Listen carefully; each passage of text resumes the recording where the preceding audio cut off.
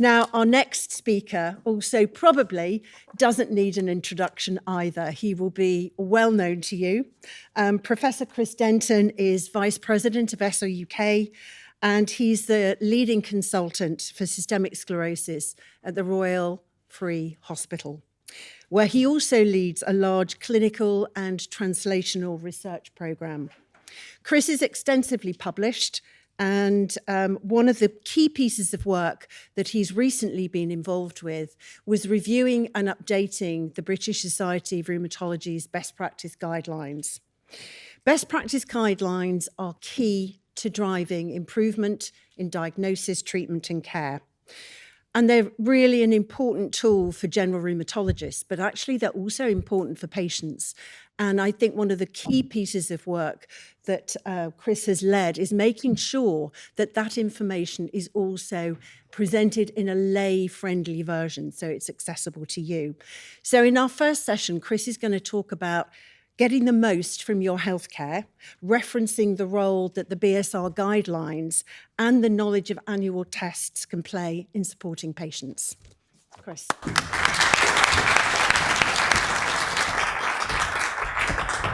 So thank you, Sue, for the introduction. It's a real pleasure to be here. It's fantastic that we're starting this International Scleroderma workshop later this evening, but as Carol said in her introduction, it's really important in a way that we're grounded in what patients need and why we're here, really, and what a terrible challenge we have with systemic sclerosis and scleroderma.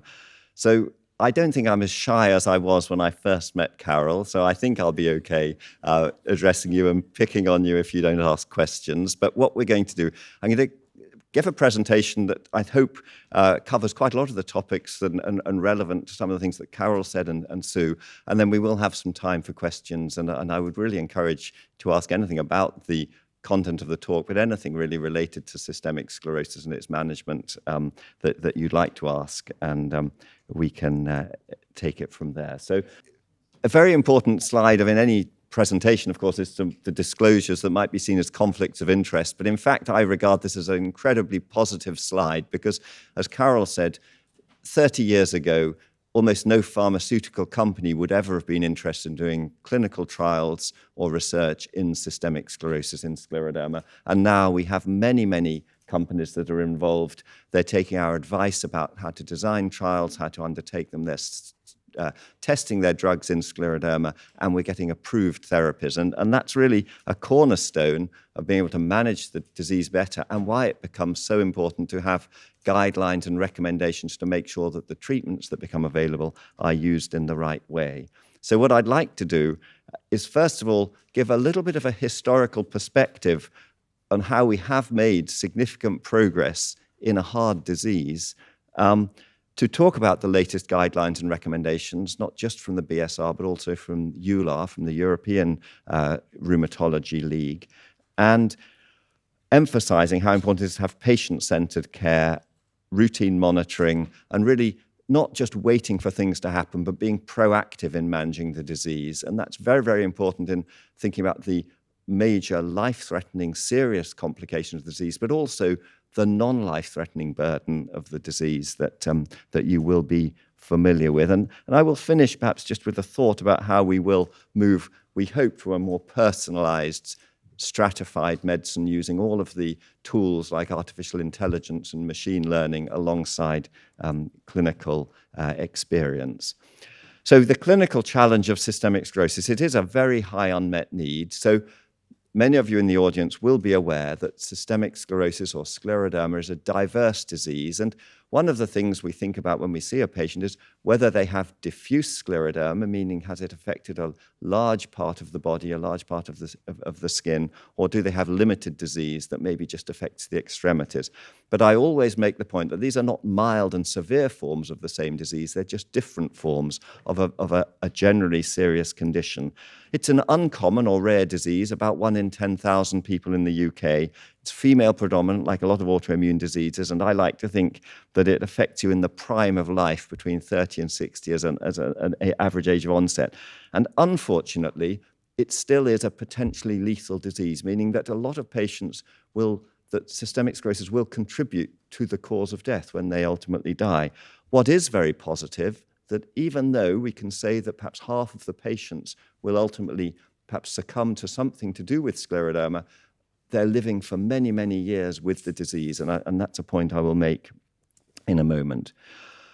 But the burden is quite relentless, and I've highlighted here some of the ways that systemic sclerosis can affect you, because it is truly a multi-system disease that can affect the heart, the lungs, the kidneys, but also affect you in ways that may not threaten your life, but have a tremendous impact on quality of life.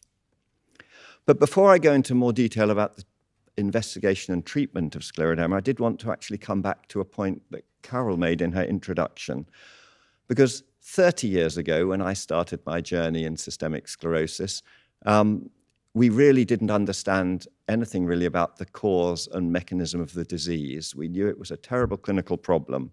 And I think that has changed transformatively, really, in the last 3 decades. And we can now say that we do at least understand the concept and the processes that have gone wrong in systemic sclerosis, so that we can start to try and put them right, or even prevent them going wrong in the future. So on this slide, you can see, first of all, that on the right-hand side, the autoantibodies. So it's an autoimmune disease in which the immune system starts to attack the self, if you like, and so you get autoantibodies in the blood.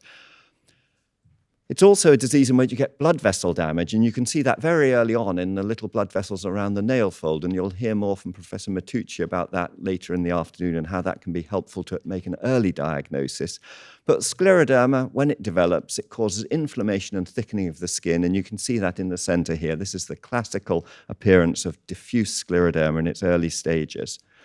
But in fact, we now understand that the processes that lead to that involve inflammation, blood vessel damage, and scarring.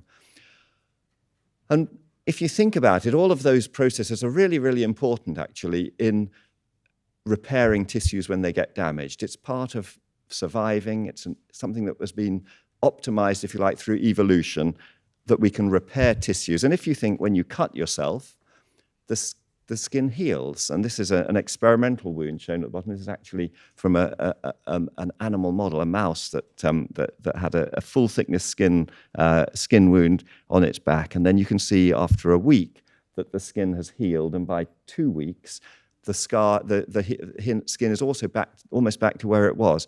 What that tells us is these processes of inflammation, blood vessel damage, and scarring can be very, very helpful if you want to heal a wound. But of course, if they go wrong, if you have too much of them, then you start to damage tissues and get irreversible organ damage. And I often like to explain that in the same way that I think autoimmune disease is an inevitable consequence of us having an immune system to fight infection and maybe protect us from cancer, that in the same way, the fact that we've got these mechanisms to repair and tissue and heal wounds, it's a complex system, and when it goes wrong, it's perhaps not surprising that we get these, what we call scarring diseases, that I think perhaps represent failed wound healing.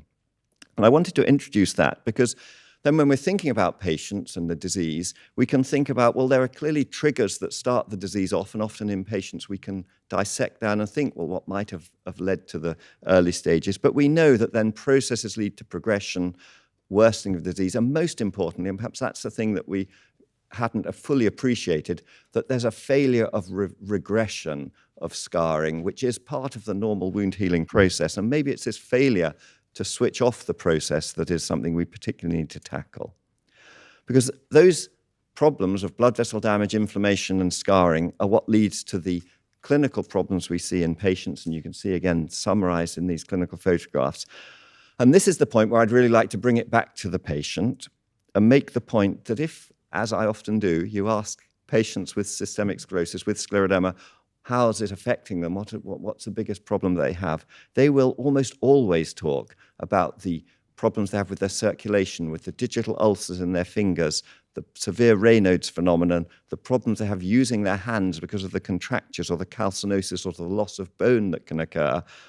Because this is what happens and what affects almost everyone with systemic sclerosis. And I think that's been an important change, perhaps, in the way we look at the disease, because I think historically, and perhaps understandably, doctors have had much more of a focus on what might be thought of the life-threatening complications, the heart, the lungs, and the kidney, and the pulmonary blood vessels that cause pulmonary hypertension. Now, the first thing I would say is that for all of these areas, and particularly for lung fibrosis and for pulmonary hypertension and renal problems, we now have very effective treatments. And so maybe it is time to move on a little bit from a focus just on those life-threatening complications and really start to embrace the whole of the disease. And it's with that in mind that we were really approaching the update of the BSR and EULAR guidelines that I'll present in a moment. But I just want to give some real-world evidence that that taking a proactive approach to scleroderma is also important. So this is a research study that was published over 10 years ago now, but was a very important one because it was a snapshot of looking at how our scleroderma patients were doing at the Royal Free when they presented in the early 1990s, coincidentally when I first went as Carol's registrar and I first started to understand the challenge that we were dealing with this disease. And then a decade later, in the early 2000s, when in fact I'd been trained, I'd been to the United States, I'd been in various labs, and I'd come back to the Royal Free as a consultant in 2000. And we want to see how the patients, how were they doing? And what was very encouraging, I think, was that in that decade, there'd been a major improvement in the 5-year survival of the worst form of scleroderma, diffuse scleroderma. And you can see that whereas in the early 1990s, less than 70% of patients were alive 5 years after they developed the disease, that was well over 84%. So it was sort of a 15% improvement, which is tremendous in terms of advance for a severe disease. Some improvement even for limited scleroderma, as you can see. But if we started to think, well, what is the real difference between patients presenting in the 1990s and in the 2000s? And there are two, really. The first was that we'd really moved from being reactive, just waiting for patients to get breathless or get symptoms and then investigating and treating them, to being proactive, every year systematically looking for complications so that we could diagnose them as soon as possible. And the other thing is that treatment had improved, treatments for pulmonary hypertension, and in particular routine use of very effective immune suppressant drugs. And I'll come back to that in a few slides' time. But it was true that it wasn't that the disease had got milder, it was that we were picking up the complications better, because here is the same data, but looking not the survival, but to look at the frequency of lung fibrosis or pulmonary hypertension. And in fact, you can see that the lines are almost the wrong way around, because it looks like we've got far more, the dark blue line, far more lung fibrosis, the upper panels, or pulmonary hypertension in the modern era, the blue line, compared to historically. And that clearly wasn't the case. It's just that we weren't aware of it. So that really sets the scene for why we need to be proactive in managing systemic sclerosis and why we need guidelines and recommendations to make sure that all patients across the world, but especially in the UK and the NHS, get the same access to treatment and the same approach to their disease.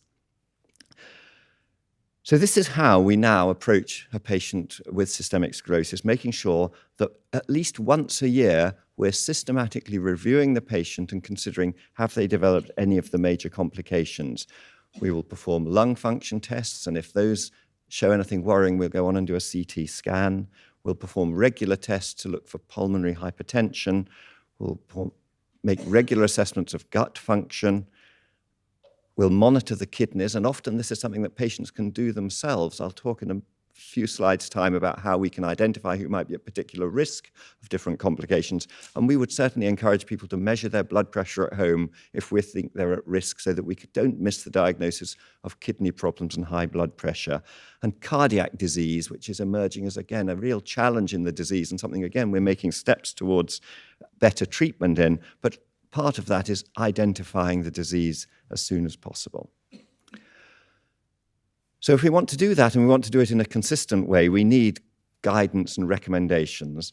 We need guidelines for doctors, guidelines that patients can access, guidelines that can inform patient organizations and healthcare providers, that provide a roadmap for management of what is a complex, rare, and challenging disease. We always want to practice what we would say evidence-based medicine, so that we know that we're using safe drugs, effective drugs, and that we're using drugs that take account of cost and benefit, because in the modern healthcare system, we realize there are limited resources, and we have to make sure we're using those in the most cost-effective way. as well as safe and effective. And that is very important because the guidelines do help us to influence funders, the NHS, NHS England, to help get drugs that become shown to be effective in trials into patients, into the clinics. What we want is equitable and excellent healthcare within and across the NHS and, of course, globally. So I'm going to talk about two sets of guidelines, but the first are the EULAR guidelines. So this was a 2023. These guidelines, they are, of course, as things progress, they're updated, and they'd been previously updated, and this was the latest iteration of the guidelines in 2023. It takes a while with EULAR. It's a relatively slow process to go from updating the guidelines to publication. So in fact, it was earlier this year that the full guidelines were published for everyone to benefit from. But as ever, this was developed by a multidisciplinary group of experts, including a strong patient voice and patient organizations.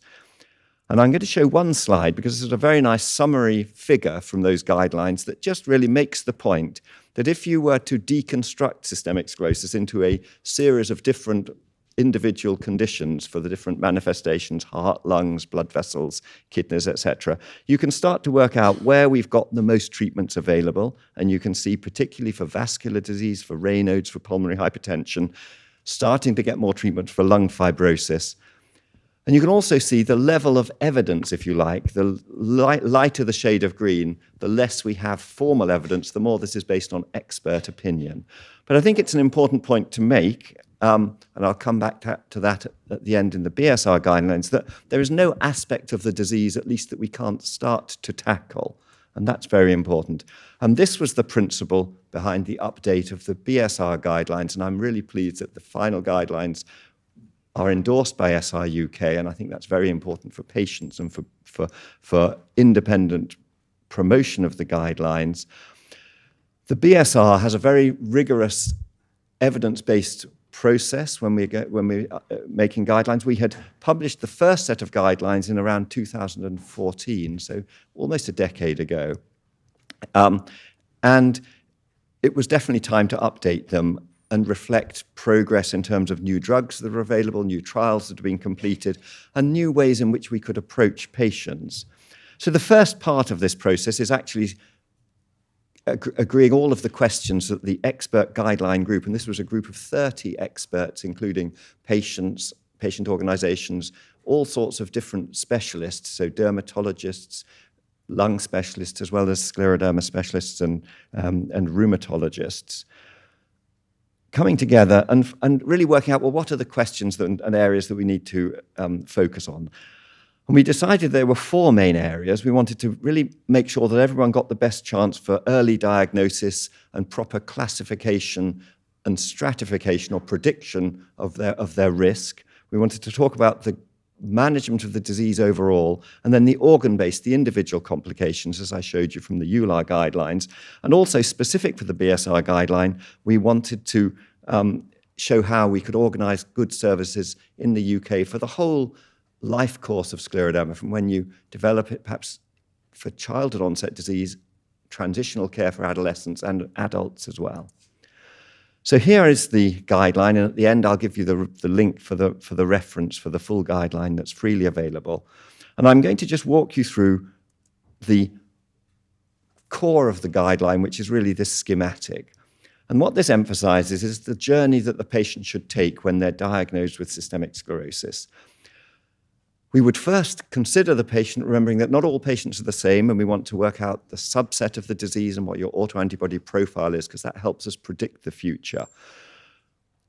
We'd want to do baseline investigations in all patients, and I've highlighted the importance of doing those longitudinal investigations through the course of the disease, but at baseline, we need to know where we're starting from. So all patients need very careful assessment, blood tests, lung tests, we think a CT scan to check for any evidence of lung fibrosis. And then they need to go into initial management of the disease, including the symptoms that I've talked about that all patients get, like Raynaud's and reflux. And that includes patient education, engagement with patient organizations, and specialist nurse support, a real multidisciplinary approach.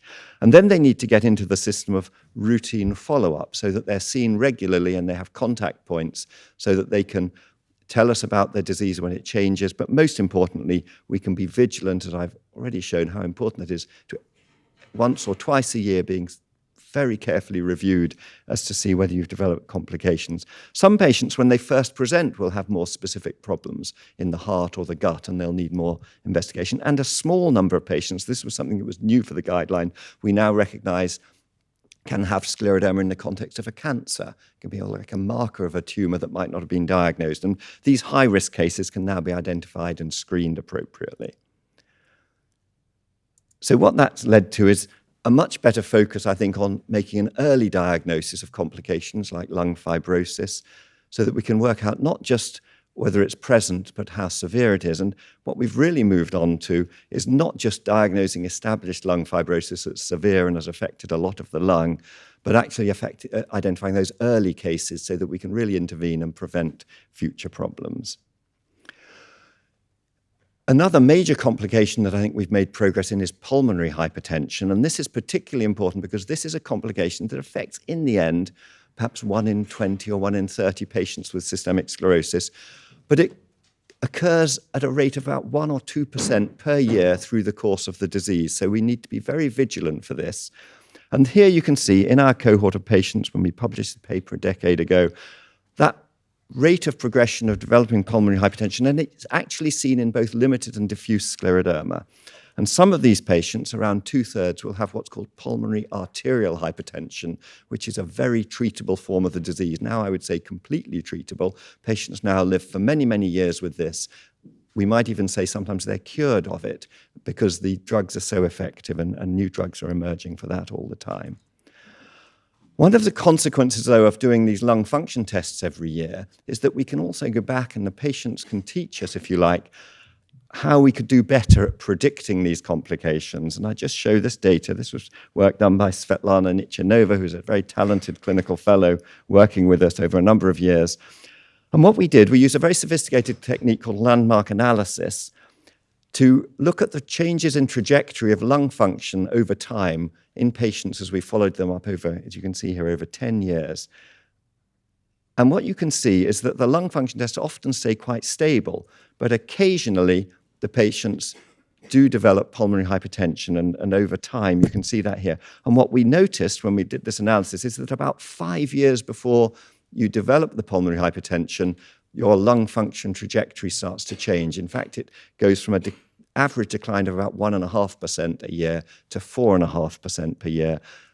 And that's very, very important to know because it means we could start to predict.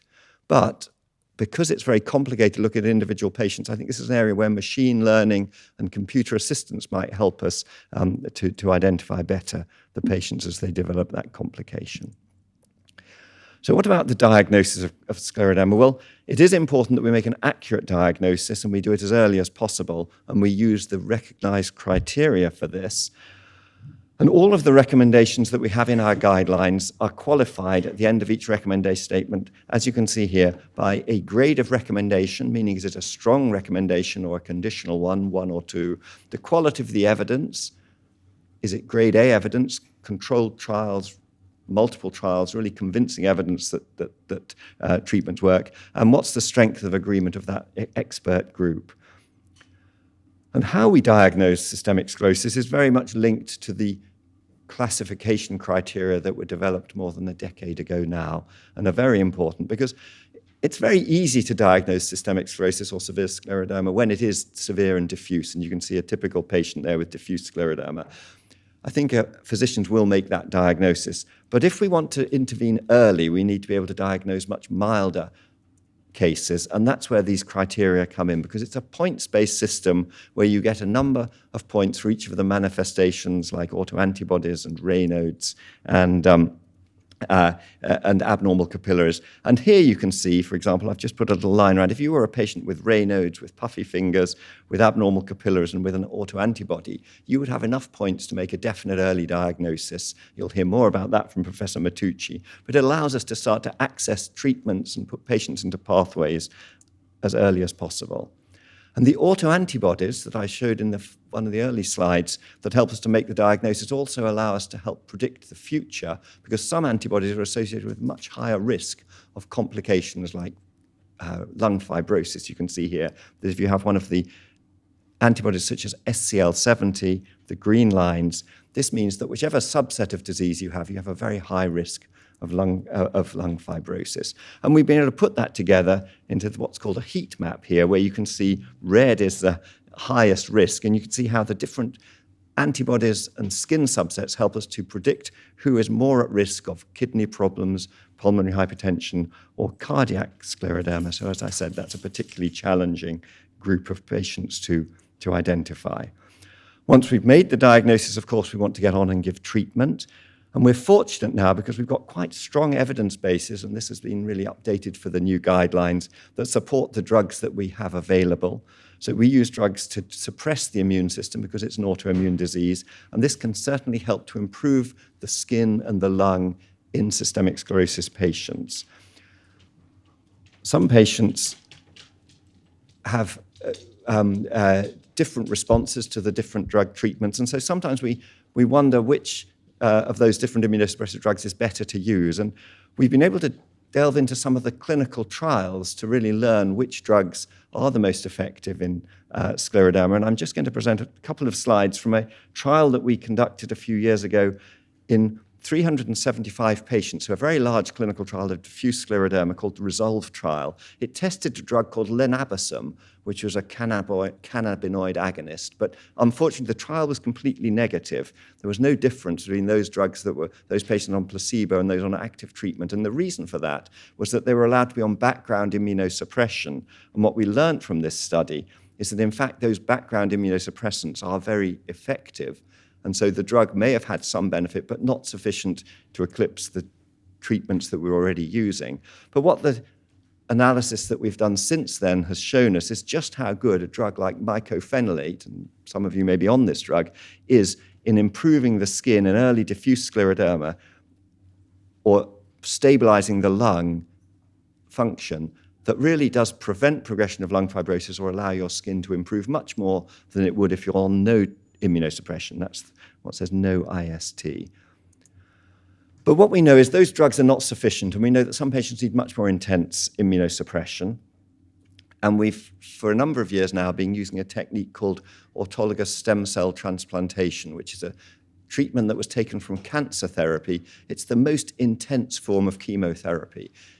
You basically ablate the bone marrow, and it would be non-survivable. You would die because your bone marrow had been completely ablated by chemotherapy and sometimes irradiation. However, you can survive that by having your own stem cells infused that have been harvested before the procedure. This has been shown in large trials now to have real substantial long-term benefit for scleroderma patients, and it can have a tremendous benefit at an individual patient level as well. But we do need to make sure we choose the right patients for this very intensive treatment, because unfortunately, if you gave it to the wrong patients, they might not actually survive the process to actually get the benefit. And one of the things that we put into the new guideline was very clear guidance about when we should consider stem cell transplantation and how we could reduce the risks to make sure the right patients get this treatment. And it is a very effective treatment, but it clearly needs to be used in the right way. So what I wanted to finish with really in terms of the guidelines was the fact that we do now have treatments that we can give for almost all aspects of the disease.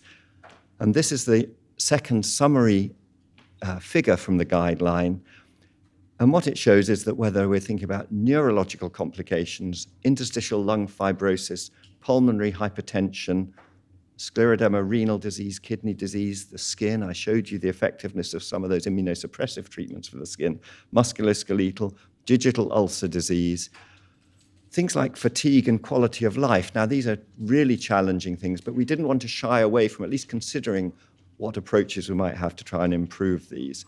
Cardiac scleroderma, the gut, and you'll hear a lot more from Dr. Murray later about the treatment of gastrointestinal tract disease, which is such a burden in scleroderma, but also aspects such as reproductive health that we realize are tremendously important for quality of life and for impact of the disease. And the symptom that all of our patients get, really, which is Raynaud's phenomenon. So we've, again, tried to separate a little bit life-threatening complications from those that are non-life-threatening, but really impact on the burden of the disease. So the guideline is fully available. That is a QR code that takes you to the freely available full reprint of the guideline, but you can also find it easily on Google. It's endorsed by SRUK. And the take-home messages that I wanted to finish with, really what I hope I've shared with you, is that we do now understand conceptually and biologically much more about systemic sclerosis, about scleroderma. It's no longer the black box that it perhaps used to be. We almost understand the building blocks that have gone wrong in the disease, and we can start to try and put them right. And we're making progress with clinical trials, with treatments.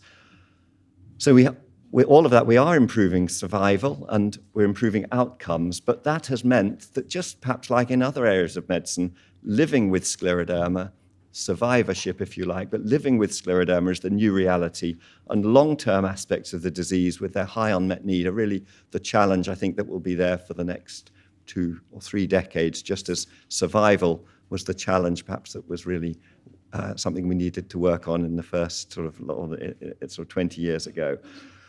Early diagnosis is, I think, facilitated by the guideline, an individualized approach to management so that as early on as possible we can try and map out the path that a patient's disease might follow. And as Carol said, really engaging patients, very, very important, I think, at all stages. Annual testing is a cornerstone, and I think and hope that you'll understand why we do the tests and why we expect 9 times out of 10 those tests to be reassuring, because it's the 1 in 10 time that it isn't, that it's so important, and that gives us a march on trying to treat a complication like lung fibrosis or pulmonary hypertension. So my final point really is that partnership in research, as Carol said, is with people with scleroderma is the way, I think, to ultimately get the most from healthcare. And I'd just like to thank, of course, the people that support our work at the Royal Free, SRUK and the other organisations, and of course the Scleroderma team and patients. And I'd be delighted to take questions. Thank you.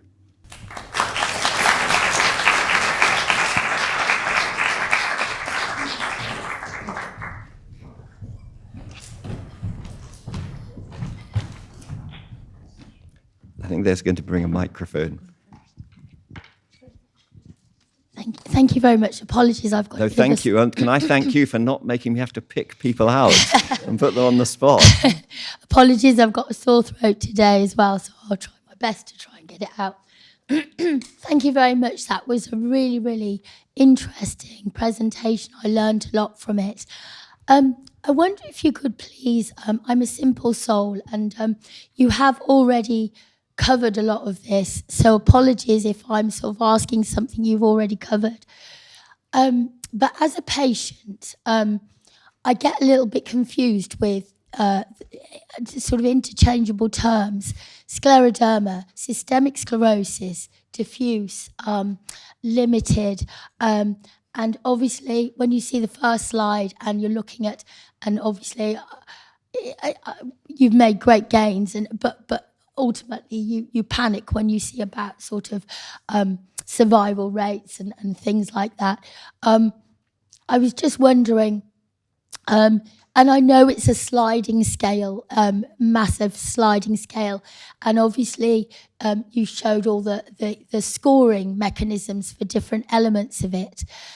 But I just wondered if you could please just, for me, that just has to have it really explained simply, could you just give a bit more definition about when it kind of tips over into the systemic sclerosis, and if you've just initially got digital ulceration and skin involvement, then suddenly you have a bit of lung fibrosis, you have a few gastrointestinal problems, does that suddenly like flip it over into systemic and it becomes like more serious, or is it again a sliding scale on what level of that involvement you have? I'm sorry, that's very complicated. That's a fantastic question and really helpful, because I almost deliberately interspersed the terms, because I think, as you say, they're used, and sometimes it can cause confusion if you're using one term and people might think, actually, is that relevant to me? So very good to have that opportunity. So I think the first thing to say is scleroderma, obviously is a historic term. So scleroderma comes from hard skin, from the Greek, and it was, it's applied now to diseases that are really a spectrum, a family of diseases, and it includes localized forms of scleroderma that are often now called morphea. So they just affect the skin and sometimes there's sort of tissue under the skin, but they're localized forms. They can still be very serious, particularly when they occur in children because they can affect growth, but that's localized scleroderma. And then systemic sclerosis is when you've got skin changes, but you've also got the potential for internal organ involvement. You've got Raynaud's phenomenon in particular. And so systemic sclerosis is the other big part of scleroderma, if you like. So scleroderma covers all of these conditions. Systemic sclerosis covers the patients who've got skin involvement, but also Raynaud's and potentially internal organ involvement. But as you said, not everyone gets internal organ involvement, and that can happen with different degrees of severity. From a medical point of view, it's been an important part of our education, I think, in the last 2 decades to make sure that people don't just look at mild, limited scleroderma that might be quite mild in the skin on the outside and forget the internal organs, because as I hope I showed you, that you can get these complications in any form of systemic sclerosis, not in morphea, but in any form of systemic sclerosis.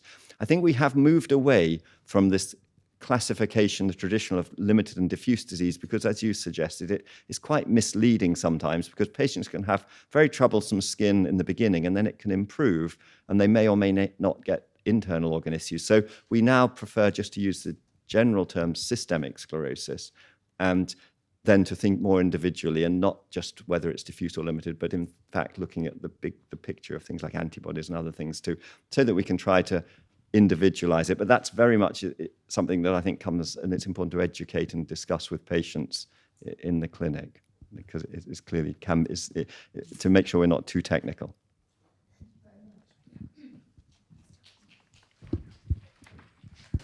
Thank you again for your speech. I'm still in very early stages of learning about this disease, not because I'm a patient, but I am a parent. And the first thing I noticed coming here today is the age range and the lack of very young people being present. And what I have noticed as a parent is that going to lupus conferences, there's a very lot of young people and very vocal about their disease.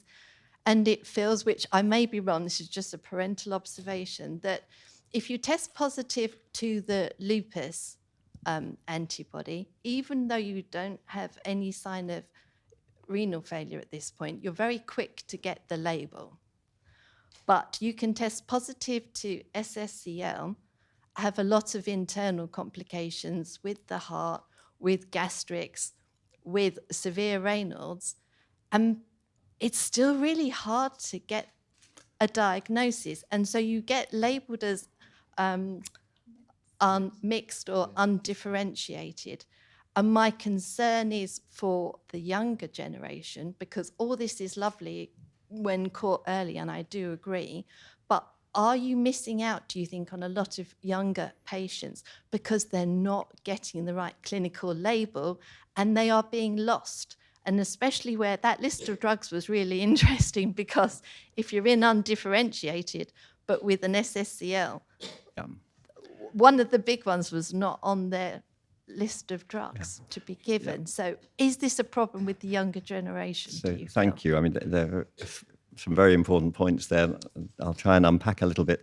So the first thing to say is that, and of course I was only presenting an overview, and I would really encourage you to go to the full guideline. It's fully available, and we did try to make sure there's a lay summary and that it's not over technical, because the BSR are very emphatic, and that the guideline should cover all ages and so we actually had pediatric rheumatologists involved, and we actually had a pediatric scleroderma group of sort of helping us with the guidelines. So for every recommendation that we made, each section we have an item that says to what extent that's relevant to young people with scleroderma. So that we very much appreciate that. And part of the plan, the importance is that you've got, there are excellent specialist centres for children with scleroderma or systemic sclerosis, and it's about making sure you navigate to get to those centres, and then you get to the appropriate adult centres when you become an adult. So that is something this is that's younger adults, yeah, not yeah. So I think that's the paediatrics. first thing to say. So Yeah. it's not, but it is something perhaps that we can only expect to fully improve now that we've got the guideline, and we can sort of start to have that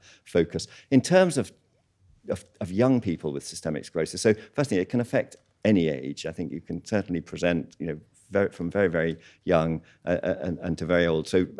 But juvenile onset systemic sclerosis coming on when you're a child is much rarer than adult disease. And so because things are rare, it obviously can be more of a challenge to diagnose, more of a challenge to get sort of eventually referred to the right people. So that is a challenge. The other thing, and I didn't make the point specifically, but early on in our pathway, one of the important designations we make is to work out if you've got any overlap features for any age, because that does mean that overlap connective tissue disease, lupus, myositis, Sjögren's, has to be managed alongside the systemic sclerosis. So we know that in adults it's about a fifth of patients, but we know it's much, much more common the younger you are, the more you're likely to have these overlap features. So I think all of the points you make are good, but it's perhaps we hope that things will improve over the next few years now that we've got a much more focused guideline.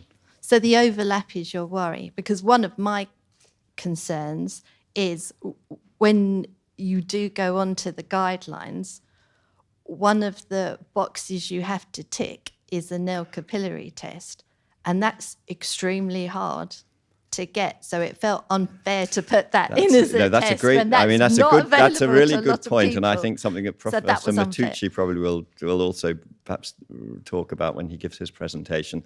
I think part of the point is that it's not, you don't have to have that, because of course that just gives you 2 points towards the diagnosis, but we deliberately as a group included that to make sure it did become more available. And in fact, it's much more available in the UK and Europe than it is in North America. But we hope, that's a good point. Have we got any more questions? We've just got time for one more question. So, yeah.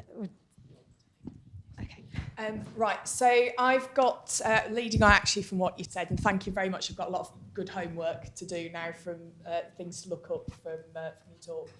I've got dermatomyositis, systemic sclerosis overlap.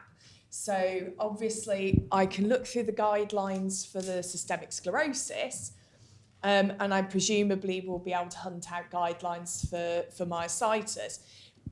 It then becomes, because of the rarity of it, there isn't anything easily accessible for me as a patient in terms of what should my path be, because you've got like 2 different roadmaps there. How do they work together? How can I find out more information about what should be done with an overlap syndrome?